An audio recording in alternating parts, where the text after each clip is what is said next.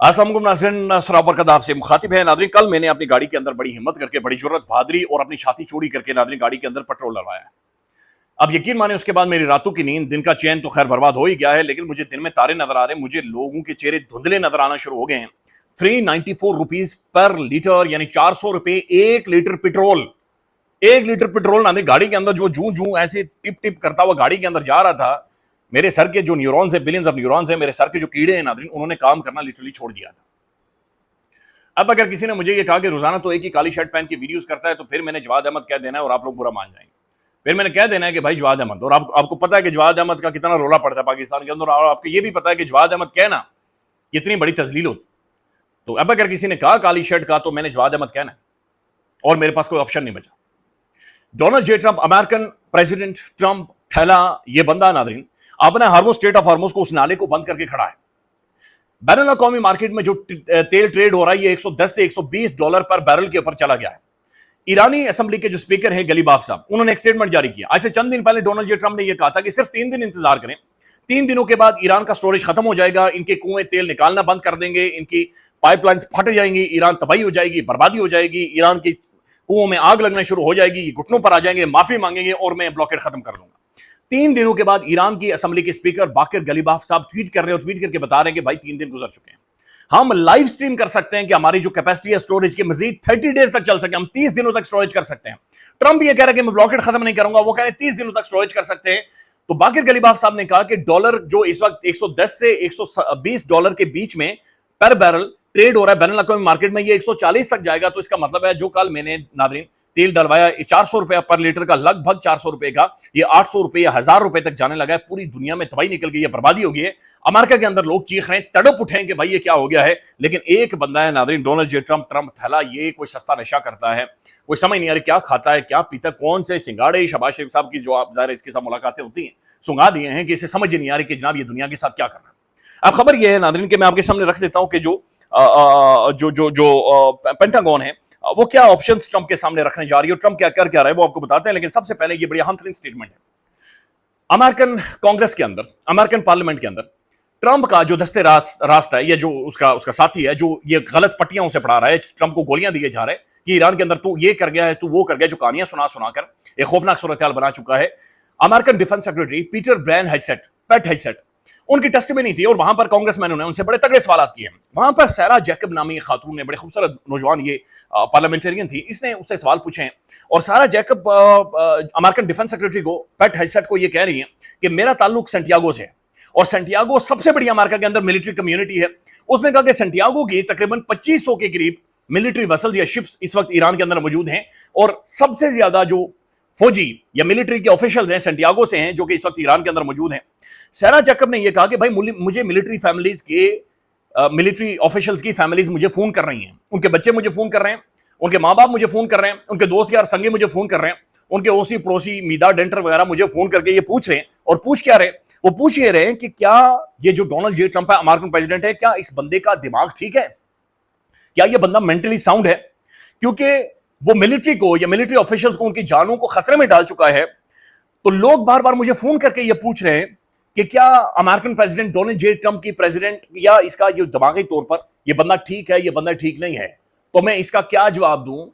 Peter हेगसेट, Pete हेगसेट, तुम सबसे ज्यादा टाइम डोनाल्ड ट्रंप के साथ गुजारते हो, do you believe that the president is mentally stable?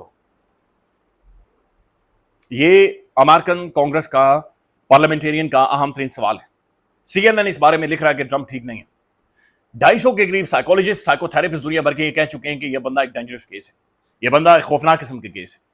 और Donald J Trump Nadreen tweet कर रहा है कि जो आबना हॉर्मुज है, स्ट्रेट ऑफ हॉर्मुज है, ये आबना हॉर्मुज नहीं है, ये स्ट्रेट ऑफ ट्रंप है, ये आबना ट्रंप है। भाई तू इसे घर लेकर चला जा, इसे नक्शा को बनाकर दो, इसे कोई ना पेंटिंग बनाकर दो आबना हॉर्मुज की, ये तेरी है, तू इसके साथ खेलता रहे, लेकिन पूरी दुनिया को वल्नरेबल ना कर।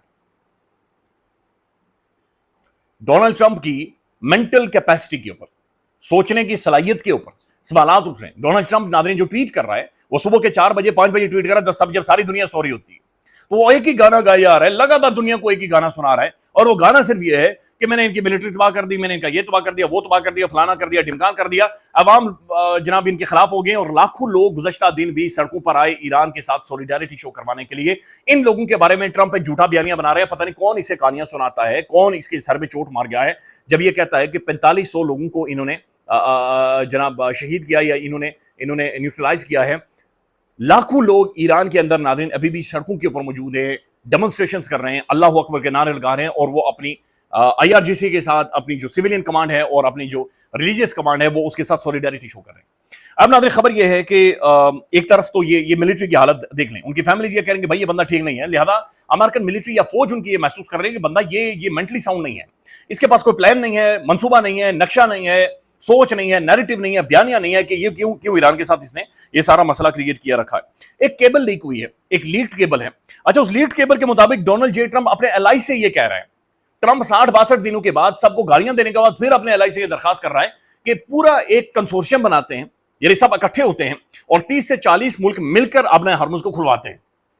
ये बैन अवी रिपोर्ट हो रहा है, लीक्ड केबल के मुताबिक ट्रंप अभी भी मिन्नतें कर रहा है सबको गालियां देने के बाद कि भाई सब मिलो किसी तरह से अपने हरमुज को हम जाते हैं और जाकर इसे किसी तरह से खुलवाते हैं।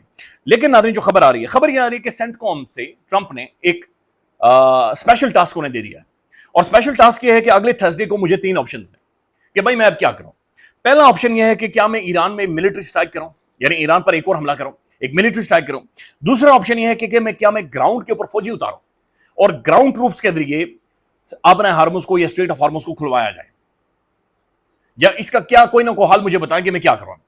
तीसरा ऑप्शन जो उसने मांगा है कि कोई स्पेशल मिशन बनाया जाए जो ईरान के अंदर ऑन ग्राउंड जाए और यूरेनियम को, इनरिच यूरेनियम को वहां से निकाले। 62-65 दिन जंग लड़ने के बाद भी Donald J Trump American official से, अहम तरीन इदारों से ये पूछ रहा है कि मुझे प्लान दें, मुझे प्लान दें कि मैं अब क्या करूं। ये कंफ्यूजन हाय रे ट्रंप, 65 दिन जंग लड़ने के बाद वो बंदा अभी भी उस कंफ्यूज है कि भाई ऑप्शंस क्या गया, मैंने ऑप्शन दियो कि मैं की करा, मैंने समझ नहीं आती मैं की कर। और अभी तक CNN ये रिपोर्ट कर रहा है कि पता ही नहीं है कि ईरान के अंदर who is calling the shot, Iran के अंदर कौन लीड कर रहा है इस वॉर को, कौन स्ट्रेटेजाइज कर रहा है इस वॉर को, कौन इस जंग को देख रहा है। अब ईरान की बड़ी अहम तरीन पर्सनैलिटी है, उन्होंने एक स्टेटमेंट दी है।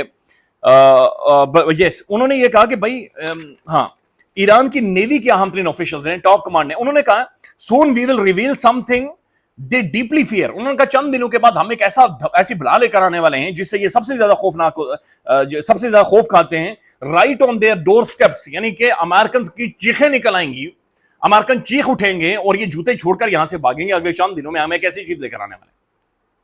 तो ईरान बार बार इन्हें सरप्राइज कर रहा है, बैटल ग्राउंड के अंदर, एक्टिव वॉर के अंदर ये बार बार सरप्राइज कर रहा है। और ट्रंप अभी भी ये कह रहा है कि भाई मुझे कोई ना कोई ऑप्शन दो, मुझे कोई ना कोई रास्ते दो ताकि मैं कोई ना कोई रास्ता निकालूं। पेंटागन ये कह रहा है कि आर्मी एक नया हाइपरसोनिक मिसाइल डिप्लॉय करने जा रहा है, army dark eagle hypersonic missile. ये पहली दफा हाइपरसोनिक डार्क ईगल, ये स्पेशलाइज्ड एक वेपन है, हथियार है जो कि अंडरग्राउंड तबाही फैला सकता है, यानी जो जमीन के बड़े नीचे तक जाकर मार करता है प्रिसीजन के साथ, और लाइक दुनिया का बेहतरीन मिसाइल है ये।